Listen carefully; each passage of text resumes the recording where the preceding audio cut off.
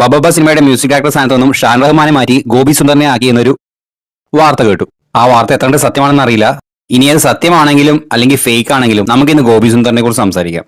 വർഷം 2007 നമ്മുടെ big B സിനിമയിലെ ഒരു റെസ്റ്റോറന്റ് സീൻ ഉണ്ട്. അപ്പോൾ ഇരുന്ന ഒരു കിടിലൻ BGM ഉണ്ട്. അപ്പൊ ഞാൻ ആലോചിച്ചു, ബിഗ് ബിയുടെ മ്യൂസിക് ഡയറക്ടർ അൽഫോൺസ് ആണ്. സോ പുള്ളി ഇങ്ങനെയൊക്കെ ചെയ്യോ? അങ്ങനെ ടൈറ്റിൽ കാർഡ് നോക്കി അതിൽ ഗോപി സുന്ദർ എന്ന് എഴുതിയിരുന്നു. സോ ഈ പേരിന്റെ യൂണിക്നെസ് കാരണം ആദ്യമായി ഞാൻ ഇത് ശ്രദ്ധിക്കുന്നത് മോഹൻലാൽ ചിത്രമായ ഫ്ലാഷ് സിംഗാണ്. കാരണം ആ സിനിമ ഫ്ലോപ്പാണ്, പാട്ടുകളും വലിയ ഹിറ്റ് ആയില്ലെങ്കിൽ കൂടി അതിലെ മിന്നൽ കൊടി എന്നൊരു സോങ് ഉണ്ട്.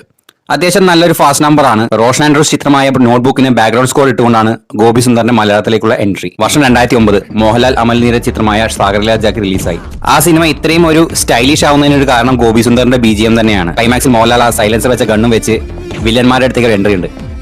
ലാലേട്ടന്റെ സ്ക്രീൻ പ്രസൻസിനൊപ്പം ഗോപി സുന്ദറിന്റെ BGM ഈ സീനെ എലവേറ്റ് ചെയ്തതിന്റെ മെയിൻ ഘടകം അത് ഈ BGM തന്നെയാണ്. പിന്നെ പുള്ളിയെ കുറിച്ച് പറയുകയാണെന്നുണ്ടെങ്കിൽ ജോണർ ഏതുമാകട്ടെ ഇദ്ദേഹം അത് വൃത്തിയായി ചെയ്തു തരും. ഫീൽ ഗുഡ് വേണോ? ഉസ്താദ് ഹോട്ടലുണ്ട്.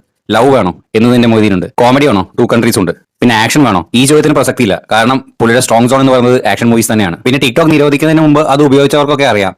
ആ കാലത്ത് അതിൽ ഏറ്റവും ട്രെൻഡായിരുന്ന ഗീതാ ഗോവിന്ദത്തിന്റെ സോങ്ങുകൾക്ക് മ്യൂസിക് നൽകിയതും ഗോപി സുന്ദറാണ്. പിന്നെ അദ്ദേഹം പാടിയതിൽ വെച്ച് എനിക്ക് ഏറ്റവും ഇഷ്ടപ്പെട്ട സോങ് എന്ന് പറഞ്ഞു കഴിഞ്ഞാൽ ചെന്നൈ എക്സ്പ്രസിലെ തിത്ലിയാണ്. അതിൽ അദ്ദേഹം പാടുന്ന ഭാഗത്തിന് മാത്രം ഒരു പ്രത്യേക ബ്യൂട്ടിയാണ്. ഏറെക്കുറെ 2009 മുതൽ 2018-19 വരെയൊക്കെ അദ്ദേഹത്തിന്റെ പീക്ക് ടൈം എന്ന് വേണമെങ്കിൽ നമുക്ക് പറയാം. ഇപ്പൊ അത്ര ആക്റ്റീവ് അല്ല. കാരണം പേഴ്സണൽ ലൈഫ് വെച്ചും അതേപോലെ കോപ്പിയടി വിവാദങ്ങൾ വെച്ചും അദ്ദേഹത്തിനെതിരെ വളരെയധികം സൈബർ അറ്റാക്കുകൾ നടന്നു. ഈ വർഷത്തെ കേരള സ്റ്റേറ്റ് ഫിലിം അവാർഡ്സിൽ മികച്ച പിന്നണി ഗായികയ്ക്കുള്ള അവാർഡ് ലഭിച്ചത് ജെബ ടോമിക്കാണ്.